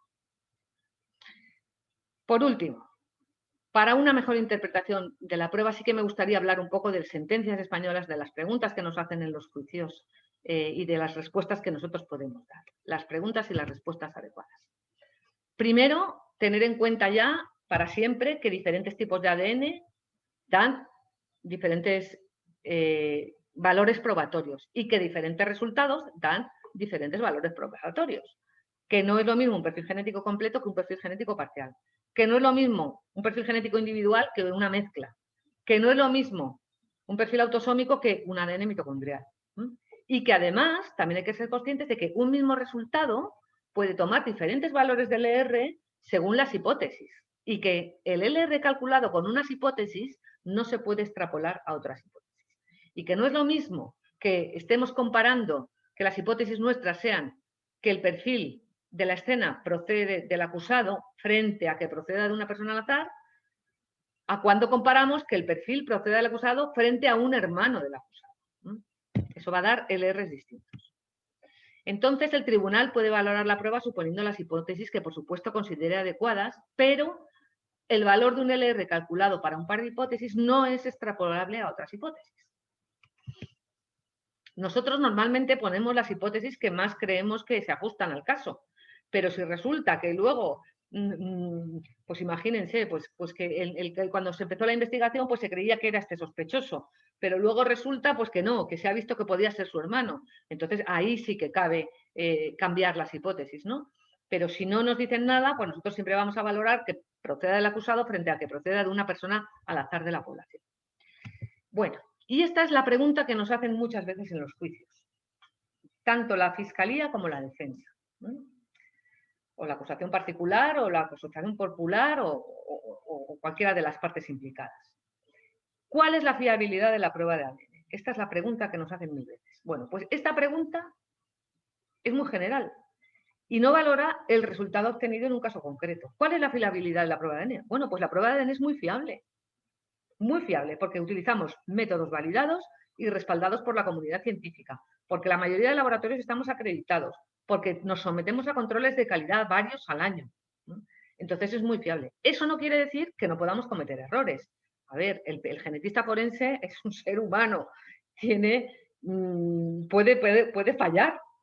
No somos infalibles ninguno y a veces nos equivocamos. Y analizando las muestras en el laboratorio nos podemos equivocar. Lo que hacemos es ponernos trampitas en el laboratorio para poder detectar esos errores, ¿no? Entonces, ponemos todos los medios para detectarlos. Pero, de hecho, les digo que sí, que en los laboratorios se cometen errores, lógicamente, porque se analizan muchas muestras y se cometen errores. Y entonces, pues, lo que hacemos es intentar detectarlos, pues, duplicando los análisis, pues, haciendo un montón de cosas. Por ejemplo, nuestros perfiles genéticos están metidos en una base de datos y se comparan con todos los perfiles genéticos de las evidencias para ver si hemos contaminado las muestras o no. En fin, que ponemos nuestros medios para intentar detectar todos los errores. Pero esta no es la pregunta. Si ustedes quieren que le valoremos, que les digamos si una coincidencia de perfiles genéticos es muy probable o no. Esto de que cuál es la fiabilidad de la prueba de ADN es una pregunta general. La pregunta que nos interesa es ¿cuál es la probabilidad de que este perfil genético hallado en la escena proceda del acusado? ¿O cuál es la probabilidad de que este perfil genético hallado en la casa del sospechoso proceda de la víctima? Según el caso, ¿vale? Entonces, esta ya es una pregunta concreta. y que nos va a permitir valorar este resultado concreto que hemos obtenido. Valora el resultado en caso de interés. Y ahí es donde nosotros les vamos a dar el valor del LR, que es un cociente de 2 probabilidades. Si se trata de un perfil genético completo, autosómico individual, el LR que le vamos a dar es abrumador. En otros casos, mezclas muy complejas, perfiles parciales, ADN mitocondrial, algunos casos de cromosoma Y, pues las probabilidades son muchísimo más reducidas y el valor del LR que le vamos a dar es menor. Y también tengan en cuenta que se pueden evaluar diferentes hipótesis. Si es razonable pensar que un familiar del acusado puede estar implicado, también podemos valorarlo estadísticamente si ustedes nos lo piden. Ahora, no en todos los casos es razonable pensar que un familiar está implicado, o sea que también es labor del juez ver qué pruebas admite y qué hipótesis admite y qué hipótesis no, porque si no, claro, ahora todas las defensas dirían, bueno, pues yo voy a decir siempre que va a ser, no, tiene que haber un razonamiento y algo que efectivamente tenga sentido implicar a un familiar del acusado. Miren, en España podemos consultar sentencias. Tenemos un link a una página del Consejo General del Poder Judicial y yo considero que esto es muy útil porque se pueden buscar sentencias. Y a mí me gusta de vez en cuando ponerme a buscar sentencias y pues, normalmente pongo estos parámetros de búsqueda, ¿no? Pues el tipo de órgano, bueno, la jurisdicción penal, normalmente audiencias provinciales, Audiencia Nacional, Tribunal Supremo, tanto ley jurado como no, etcétera, etcétera. Siempre busco sentencias por todo el territorio español. Y a veces busco por texto, por un texto que a mí me interese, ¿no? Pues quiero saber cuántas sentencias, por ejemplo, incluyen en la sentencia la palabra ADN y LR. Fíjense aquí que si solo hacemos la búsqueda con la palabra ADN, hay 8.214 sentencias desde el año 2012. Pero si ya buscamos ADN y LR, solo hay 69. Y esto es lo que no puede ser. Vamos, yo supongo que habrán valorado, habrán tenido en cuenta el valor del LR y luego no lo han incluido en la sentencia. Otra manera de hacer una búsqueda sería ADN y probabilidad, pero esta búsqueda no, porque bueno, probabilidad, la palabra probabilidad puede estar ahí por mil causas. Pero sí que es interesante ver que hay tantas sentencias en las que la palabra ADN por lo menos está, con lo cual, pues uno puede ya luego refinar la búsqueda, ¿no? y buscar mejor. Y este, por ejemplo, es un ejemplo. Este es un ejemplo de valoración incluido en una sentencia de la Audiencia Provincial de Santiago, ya del año 2014, que está perfecta. Y la sentencia dice esto. Espérense, lo tengo que poner, a ver si puedo mover. Un momentito que voy a... sí. Perdón. Dice la sentencia. Debe precisarse aquí que, como es sabido y se expuso en el juicio oral por los expertos genetistas, la prueba de ADN, por muy elevados que sean los porcentajes de atribución que llegue a establecer, no puede ofrecer certezas absolutas, sino probabilidades. Se fijó como probabilidad de decenas de miles contra 1 el valor identificativo de la prueba de ADN relativa al cromosoma Y y de probabilidades de miles de millones contra 1 en cuanto al valor identificativo de los resultados de las pruebas de ADN autosómico. Chapó, perfecto, está perfecto. Aquí también les pongo otra sentencia que encontré de la Audiencia Provincial de Madrid del año 2016, que también me gusta siempre ponerla porque es un ejemplo en el que el ADN coincide, pero es una sentencia exculpatoria, porque el juzgador encuentra que no hay suficiente prueba, el valor probatorio no es suficiente. Es un padre que es denunciado por posibles abusos sexuales a su hija menor de 7 años. El laboratorio de ADN encuentra una pequeña cantidad de restos de semen en la braga de la víctima, compatibles con el acusado, pero el resto de pruebas, testimonio de los afectados, reconocimiento del forense de la menor, informe psicológico, etcétera, no apuntan a que la niña ya ha sufrido esos abusos. También hay dudas en la cadena de custodia de la muestra de la braga aportada por la madre, porque la fecha de los abusos se produce en junio, los supuestos abusos se producen en junio y la madre entrega la braga en diciembre. Es una braga entregada por la madre. Y el tribunal entiende que los resultados aportados por el laboratorio, aun siendo significativos, no son solo compatibles con abusos sexuales, sino también con otros supuestos. Por ejemplo, no se pudo descartar la contaminación de la ropa de la niña con restos del padre en el cesto de la ropa sucia o incluso en la lavadora. Y en este caso, el acusado fue absuelto. Entonces, para que vean cómo el juzgador explica que a pesar de esa coincidencia, pues encuentra que no es suficiente.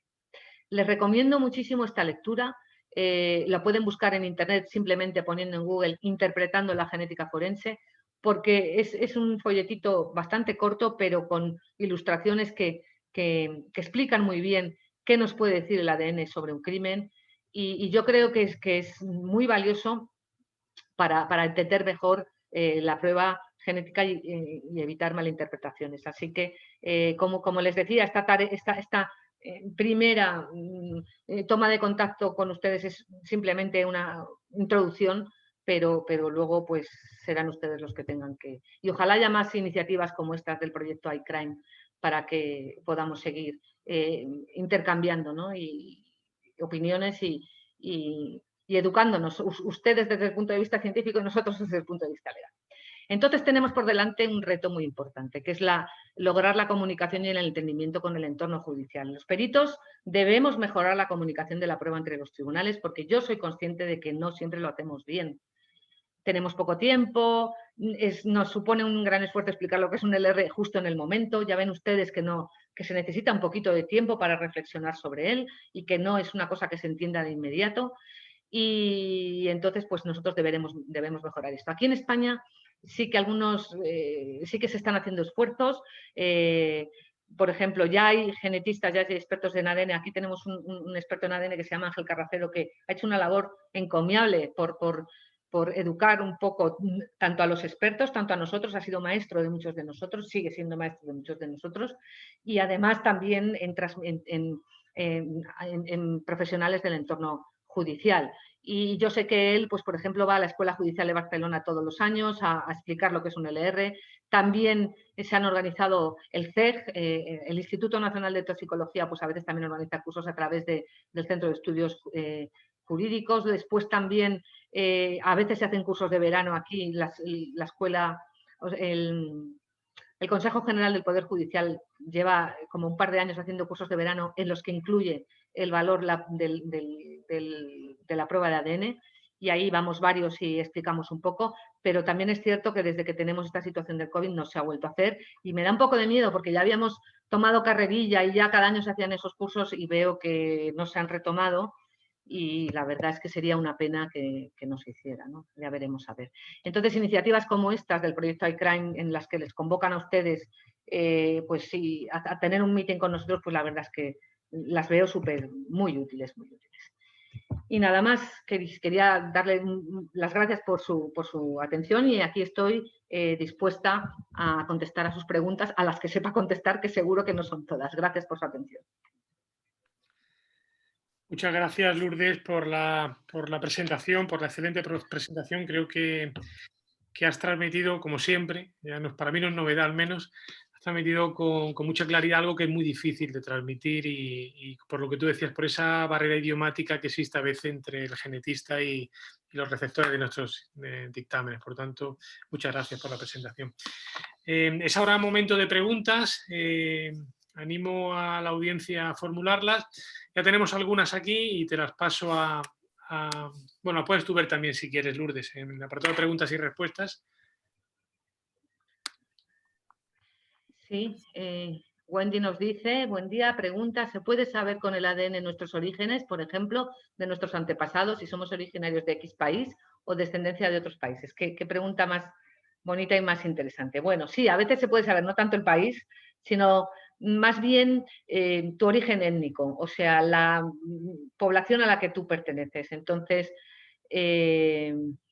pues se puede saber, no con los marcadores que se hacen de rutina, los marcadores genéticos que se hacen de rutina, no, es un análisis de ADN especial y específico con otro tipo de marcadores genéticos, no los que hemos estado viendo aquí, pero sí que se puede saber con cierta probabilidad, ¿no?, cuáles son tus ancestros. Y entonces, bueno, pues por ejemplo, de la población de ustedes, pues hay mucha mezcla, entonces sí que se puede dar, pues usted tiene un poquito de europeo, un poquito de africano subsahariano, un poquito de nativo americano, y sí que se puede saber, sí. Pero no del país, lo del país no, simplemente es eso, población en cuanto a origen étnico, ¿no? Pues si es subsahariano el origen étnico, o sea, si tiene componente muy africano, negro, si tiene más componente nativo americano, de indios nativoamericanos, o si tiene más componente europeo, ¿no? O asiático, por ejemplo, ¿no? ¿Tienes otra pregunta ahí, Lourdes? Sí, al momento del análisis estadístico, con el programa genética forense final, ¿cuántos espacios pueden ser permitidos como máximo para reconocerse como frecuencia mínima? Espacios. Yo no acabo tampoco de entender. No entiendo bien lo que son espacios. ¿Cuántos espacios pueden ser permitidos como para reconocerse como frecuencia mínima? A ver, una frecuencia mínima es una frecuencia que está, pues cuando no se detecta un alelo, o sea, cuando nos encontramos en la evidencia un alelo que no hemos encontrado en nuestro estudio poblacional, pues le podemos aplicar una frecuencia mínima.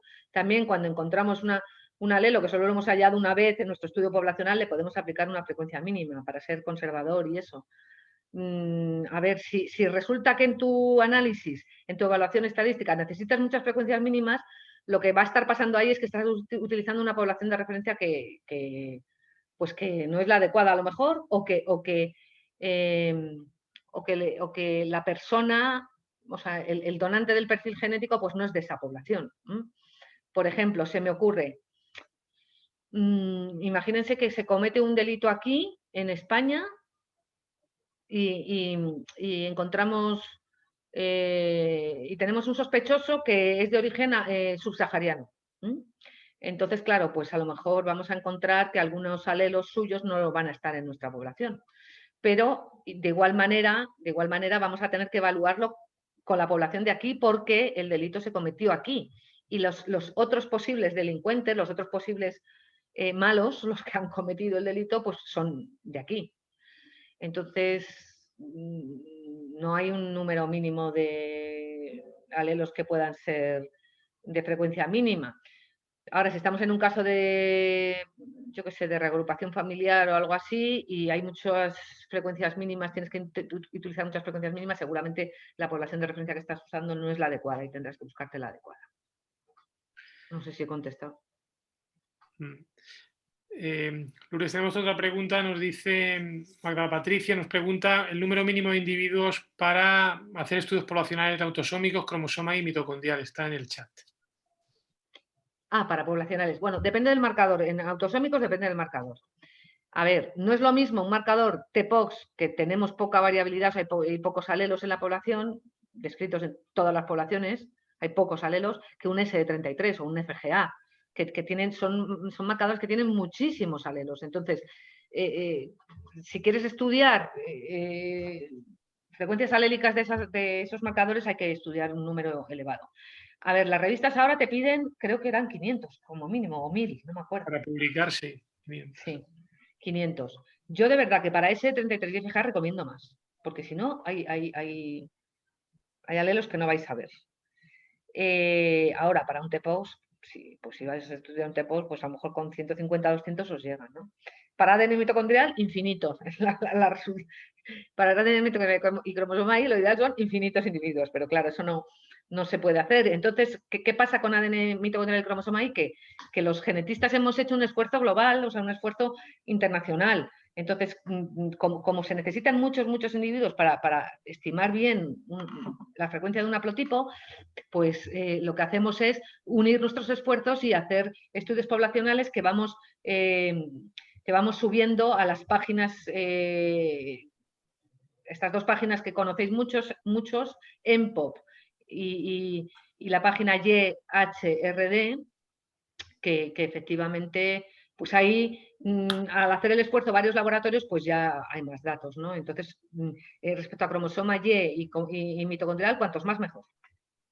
Esa es la respuesta. Hay otra pregunta en el chat también, nos dice si tenemos alguna herramienta para dirimir problemas donde se puede encontrar perfiles genéticos de gemelos idénticos. Sí, a ver, sí teóricamente se pueden diferenciar gemelos idénticos, hay varios métodos para hacerlo, pero no, a ver, desde el punto de vista teórico, estoy hablando teóricamente. A ver, los gemelos idénticos, una de las cosas que ocurre con los gemelos es que son idénticos, su ADN es idéntico, pero a medida que van creciendo o se van desarrollando, pues van acumulando mutaciones. Entonces, Si estudiamos todo su ADN, pues seguro que vamos a encontrar esas mutaciones y vamos a encontrar esas pequeñas diferencias entre unos y otros. Ahora, eso es bastante impensable hacerlo ahora en el campo forense. Primero, porque para estudiar todo su ADN necesitamos una cantidad de ADN grande. No necesitamos los picogramos de ADN que normalmente analizamos, necesitamos gramos de ADN, ¿no? El kilo de ADN, y eso no lo disponemos. Y otra cosa, es que muchas de las muestras que hacemos, por ejemplo, en agresiones sexuales, el típico caso, un agresor sexual que tiene un hermano gemelo y que dice que es el otro. Bueno, pues en esos casos, ni teniendo el kilo de ADN, porque normalmente vamos a encontrar mezclado ese ADN con el de la víctima, y entonces ya ahí pues ya nos va a costar más diferenciar. Entonces, sí que se pueden diferenciar teóricamente si tenemos dos hermanos idénticos y les tomamos dos muestras, dos gemelos idénticos, les tomamos dos muestras y analizamos todo su ADN y tenemos bastante ADN, lo podemos diferenciar, pero en el campo forense hoy en día es difícil. Con los marcadores que se hacen actualmente no se diferencian porque es bien extraño que justo la mutación esté, o las mutaciones estén justo en los marcadores que analizamos, ¿no? Entonces, a día de hoy, pues es difícil, la verdad, es difícil. Lourdes, tienes en preguntas y respuestas otra pregunta de Miguel Eduardo.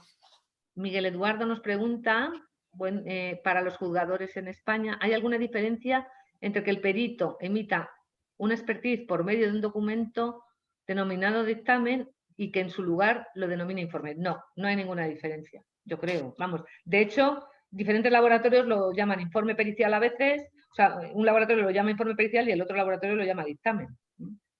No se interpreta como diferente aquí en España. Allí sí, quizás que allí sí. No lo sé. Qué pena que no puedan hablar. Sí, es un problema. Pierde un poco el medio. No sentimos el feedback. Pero bueno.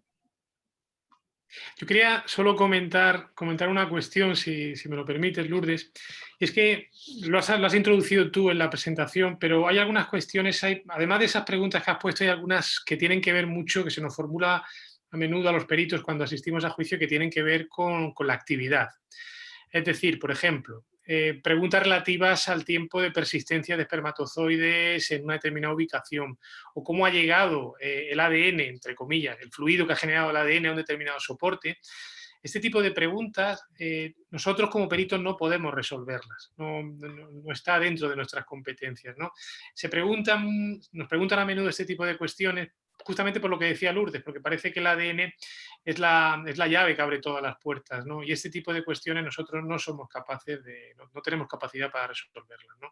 Quería incorporar esta cuestión porque a veces puede llevar a confusión y el ADN tiene sus limitaciones y esta es una de ellas. No somos capaces de saber, de contestar cómo llega un perfil genético a una determinada ubicación y cuánto tiempo lleva allí. En este momento no somos capaces de responderlo, ¿vale? Hay otra pregunta, me parece, acá. Bueno, las felicitaciones, mucha gente, Lourdes, por la excelente presentación. Lo ves en el chat. Y nos preguntan, preguntas y respuestas, Laia. Sí. Laia, gracias por la primera frase.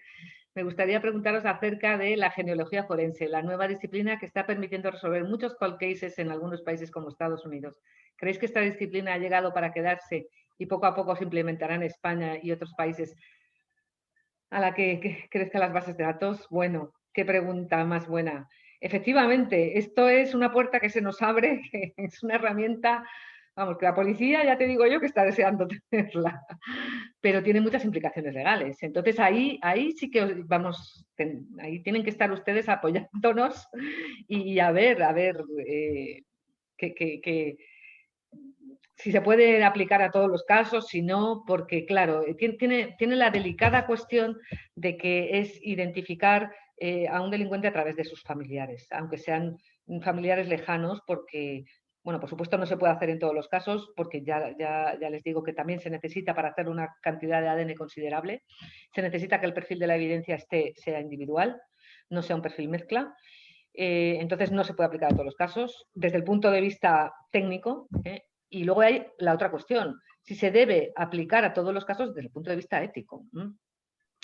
Entonces, como está de moda hacerse estos análisis en las compañías estas directos al consumidor, seguro que ustedes conocen, Family Tree, 23andMe, Ancestry DNA Tree.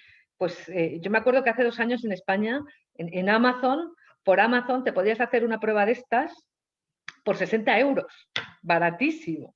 Que yo decía, bueno, aquí los laboratorios forenses cerramos el chiringuito porque por 60 euros a nosotros nos cuesta más ese análisis, ¿no?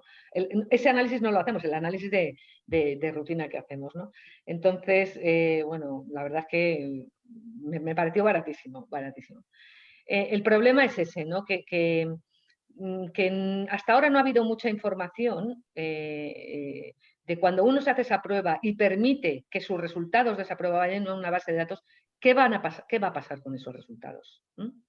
Entonces, claro, el FBI, al principio, como esto no estaba, no se sabía que se podía hacer o no se hacía, etcétera, pues aprovechó, ¿no? que había una ausencia total de legislación al respecto y tal, y ahí se puso a analizar. Ahora ya, bueno, en Europa es mucho más difícil hacer esto que en Estados Unidos. Yo creo que en Europa de momento es impensable, porque en Europa pues vemos las cosas desde otro punto de vista diferente al de Estados Unidos, somos un poco más garantistas y entonces pues aquí hay un debate en Europa hay un debate grande, ¿no? sobre si es ético o no, sobre si esto se puede hacer o no, porque claro, cuando tú estás poniendo tus datos genéticos en una base de datos enorme como es esa, no estás poniendo solo tus datos genéticos, estás poniendo los datos genéticos de tu padre, parte de los datos genéticos de tu padre, parte de los datos genéticos de tu madre, y estás poniendo parte de los datos genéticos de tus hijos.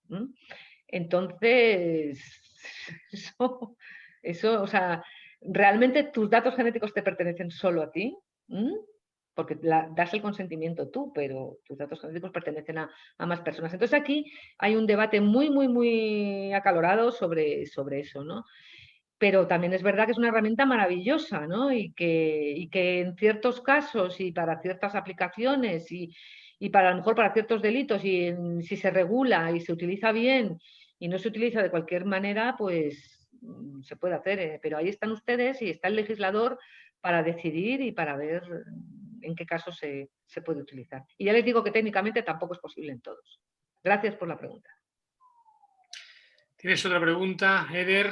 Nos pregunta si es correcto para la defensa cuestionar la experiencia y los estudios del perito para cuestionar, valga la redundancia, la pericia.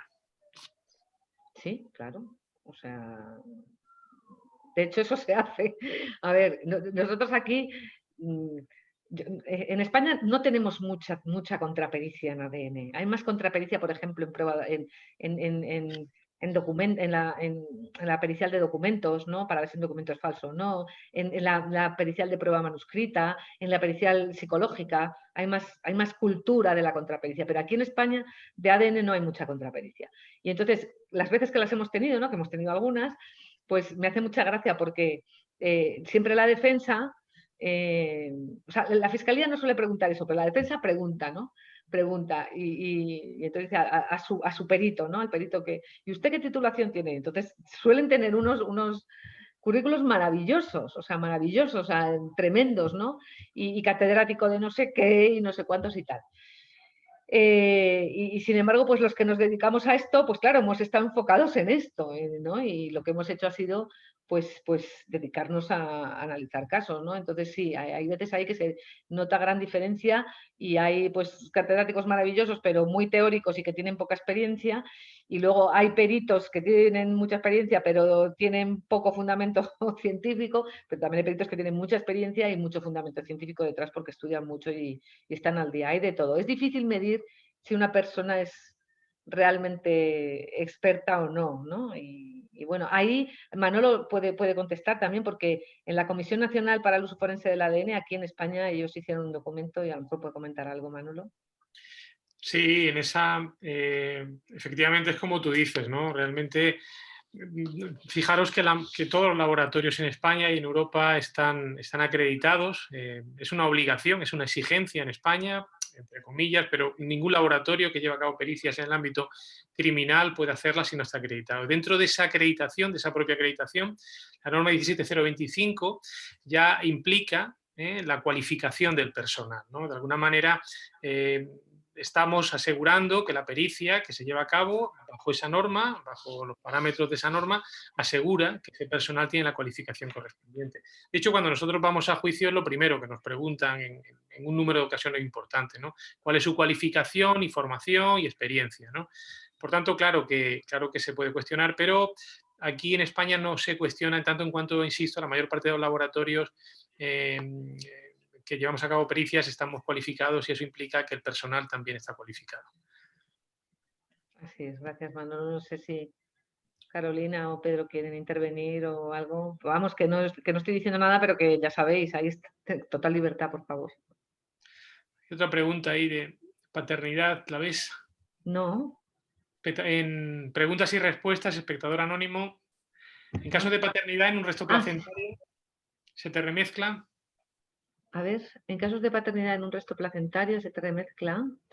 Descartando los perfiles de la madre, se obtuvo que en 3 marcadores había trialelos, de los cuales no había coincidencia con el presunto padre, pero el cromosoma Y, si perteneciera al mismo haplotipo con el presunto padre, ¿será que el feto tenía anomalías cromosómicas? Qué difícil, no lo sé, no sé contestar esta pregunta. Es muy difícil contestar una pregunta así sin ver los electrocelogramas y estudiar un poco y ponerse a pensar en el caso. Lo que sí puedo recomendar a esta persona es si quiere que me escriba, si quiere, mi correo electrónico está por todos lados, pero si no es lourditas, M de Madrid, T de Toledo, lourditaSmt@gmail.com, pero sí que le puedo recomendar un software que le puede ayudar a hacer estas valoraciones, que se llama Relmix, y le puedo explicar cómo. Entonces prefiero, o sea, no me atrevo a contestar nada, me lo tendría que pensar y ver cómo es el caso. Gracias por la comprensión. Maurín. No sé si Pedro o Carolina queréis decir algo, porque a lo mejor que estáis iluminados o Manolo. Vaya, no. También lo tendría que estudiar. Claro, lo normal. Nos preguntan también qué rasgos fenotípicos se pueden determinar mediante el estudio del ADN. Bueno, pues ya hay algunos que se pueden estudiar. Acertamos bastante, la bola de cristal, la damos con bastante probabilidad, con una probabilidad bastante alta, diferenciamos muy bien color de ojos claros y oscuros. Ya nos cuesta más diferenciar verdes de azules, pero claros y oscuros damos una alta probabilidad. Color de ojos, entonces, color de pelo y de piel, también con una probabilidad más o menos tal. Y bueno, la edad, estimación de la edad, la comunidad forense está empezando. Es más complicado porque según el tipo de tejido, pues los marcadores son distintos, en fin. También se está empezando con patrones de calvicie, también se está empezando con pelo liso rizado, pero bueno, lo que más consolidado está ahora mismo es color de ojos, color de piel, ancestralidad, es decir, origen biogeográfico, para diferenciar grandes poblaciones, es decir, Europa, del este de Asia, de África subsahariana, los mezclados, América, los que tienen mezcla y tal, pero somos incapaces, por ejemplo, de diferenciar pues si una persona es de Guatemala o de Antigua. Eso sí que no. Pero bueno, así poblaciones a grandes rasgos sí que ya también se hace con bastante precisión. No sé si queréis aportar algo más.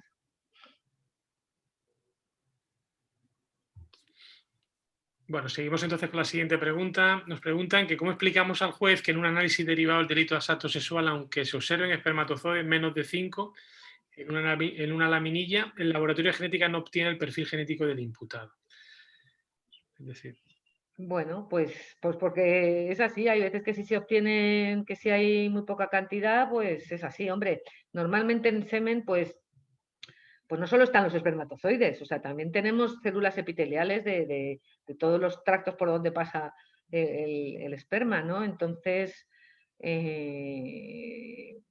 bueno, si se ven pocos, aunque sean pocos espermatozoides, yo intentaría una extracción igualmente para ver si algo se obtiene, pero ¿Cómo se le puede explicar a un juez? Bueno, pues se le explica bueno, que sí que se ha detectado algún espermatozoide, pero que las técnicas que ellos tienen implementadas en el laboratorio no han permitido obtener un perfil genético, muy probablemente debido a la escasa cantidad que hay.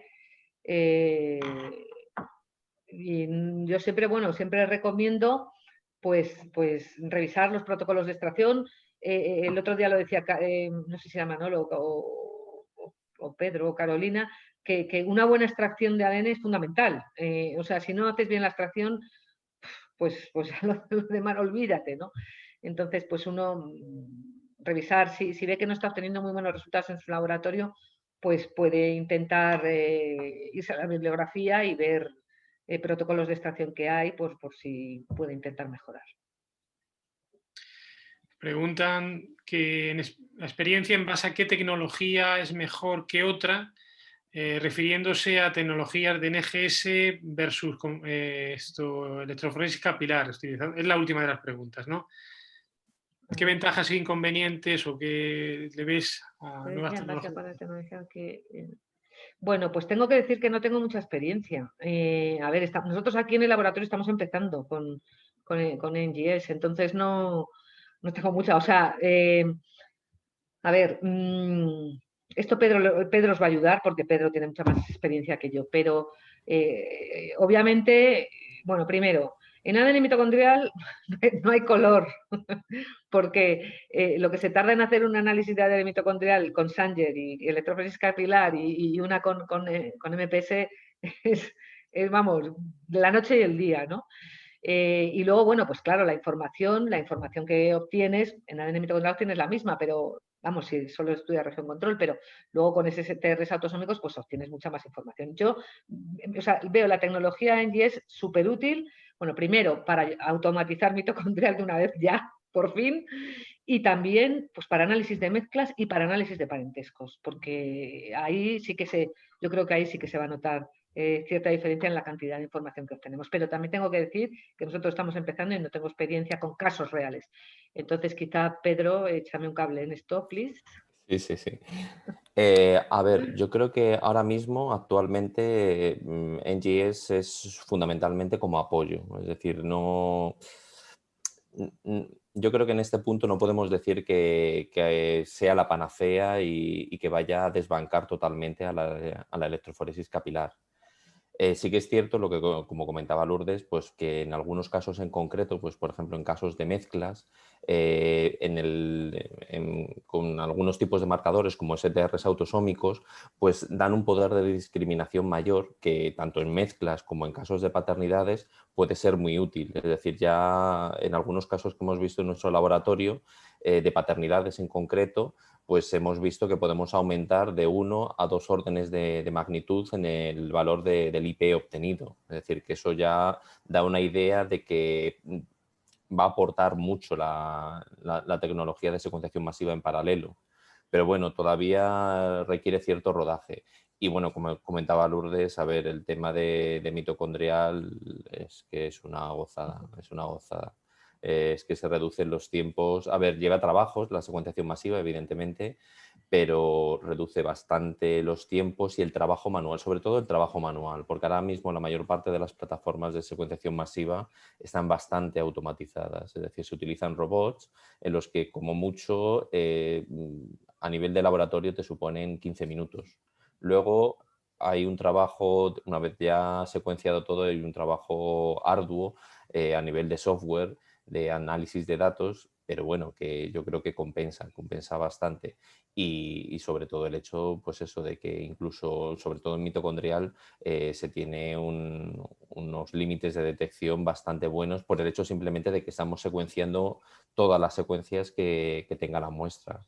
Con lo cual, yo creo que de momento la secuenciación masiva va a desbancar a la electroforesis capilar en el campo del ADN mitocondrial, casi seguro, y esperemos que en breve. En autosómicos, pues bueno, habrá que ir viendo. Y bueno, en los nuevos marcadores que ahora mismo se están utilizando, como os comentaba Lourdes, de marcadores de ancestralidad, de marcadores fenotípicos, pues es que o se hace por secuenciación masiva o supone mucho trabajo, es como mitocondrial, es decir, se puede tipar todos esos marcadores de ancestralidad, de fenotípicos, mediante electroforesis capilar con tecnologías de snapshot, pero la secuenciación masiva agiliza y reduce los tiempos de forma considerable. No es lo mismo analizar, por ejemplo, en ancestralidad 165 SNPs por secuenciación masiva, que en 2 días lo tienes, que mediante electroforesis capilar, que pues lleva su trabajo. No sé si le he respondido. Yo, si me lo permitís, le veo dos cositas también al sistema, a la metodología de secuenciación masiva. Y es, por un lado, claro, el alto potencial te genera una variabilidad alélica mayor. Eso genera también un problema, que bueno, ya hay recomendaciones de la ISFG en cuanto a la nomenclatura. Eso nos va a generar unas nomenclaturas mucho más diversas con la correspondiente estandarización que eso va a obligarnos a hacer. Eso por un lado. Y eso se traduce, lógicamente, que las bases de datos que están funcionando en muchos países están hechas con nomenclatura antigua. De manera que nos vamos a encontrar, al menos en los primeros tiempos, también con un problema de comparación, etcétera, ¿no? Bueno, son las dos cositas que yo veo que todavía le falta a la secuenciación masiva. Sí, totalmente de acuerdo. Por eso decía que a nivel de marcadores autosómicos todavía le queda un tiempo de rodaje, pero que bueno, que tiene independientemente, sobre todo en los casos de paternidad, yo creo que van a ser los que de momento se van a aprovechar mucho de la secuenciación masiva. Casos de paternidad, de identificaciones, yo creo que en esos casos va a ser muy útil y, como decía, pues de otros marcadores. Bueno, creo que tenemos por aquí otra pregunta. Esto está en el chat, Lourdes. ¿Qué opinión merece que se reglamente el uso de las bases de datos genéticas para su uso en criminalística? Si la estoy viendo, la ha puesto también, es Jessy David Puerto Parra. Hola, David. Sí, pues ¿qué opinión merece? La reglamentación del uso de bases de datos genéticos para criminalística es imprescindible. O sea, tiene que haber reglamentación sí o sí, porque si no, pues podemos violar los derechos fundamentales de los individuos. Entonces, la verdad es que cada vez hay más países que tienen su ley de ADN para uso forense, y tiene que estar regulado, porque tenemos que saber qué perfiles genéticos se pueden subir a la base de datos, qué tipos de búsqueda se pueden hacer, si por todos los delitos, si no por todos los delitos, qué hacemos con los menores, si metemos sus perfiles genéticos, cuánto tiempo puede estar un perfil genético ahí metido, si una vez que la persona resulta que era sospechoso, pero luego ya no ha sido acusada, no está imputada ni nada, ese perfil genético tiene que salir de la base de datos. En fin, muchas cosas que tienen que regular y que aquí pues son los profesionales jurídicos los que tienen que ayudar en esto, ¿no? Es fundamental, es fundamental. No puede haber una base de datos sin una regulación. Bueno, yo creo que nos queda ahí una pregunta, y es el tiempo, porque tenemos 2 horas, creo, como mucho de prolongación para la sesión. Y la última pregunta nos dice, está en el chat, Lourdes, de Yulita Mariz. En caso de violación sexual y llevada a cabo por varios individuos, ¿cómo se determina la paternidad en caso de que el producto sean mellizos o gemelos? Esto es tremendo ya. Madre mía. ¿Qué casos tenéis? De verdad, qué dolor de cabeza. A ver, violación sexual llevada a cabo por varios individuos, ¿cómo se determina la paternidad? O sea, que hay un bebé. Entiendo que hay un bebé. Y bueno, pues aunque sean varios individuos, si hay un bebé, si hay varios sospechosos, simplemente se tiene que cotejar esos varios sospechosos con el bebé. De que el producto sean mellizos o gemelos. Da igual, ¿no? Si pienso bien, si estoy pensando correctamente, a ver, si hay varios sospechosos, pero resulta que hay un embarazo después de la agresión sexual y estamos seguros de que ese embarazo es producto de esa agresión sexual, da igual que la persona tenga mellizos o gemelos.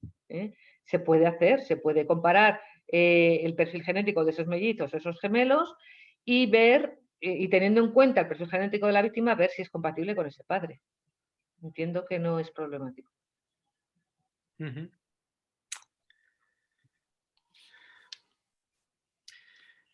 Bueno, yo creo que lo hemos repasado todo. Creo que no se nos ha escapado ninguna pregunta. Si es así, por favor. Hay una, espérate. El uso frecuente, hay una más abajo en preguntas y respuestas.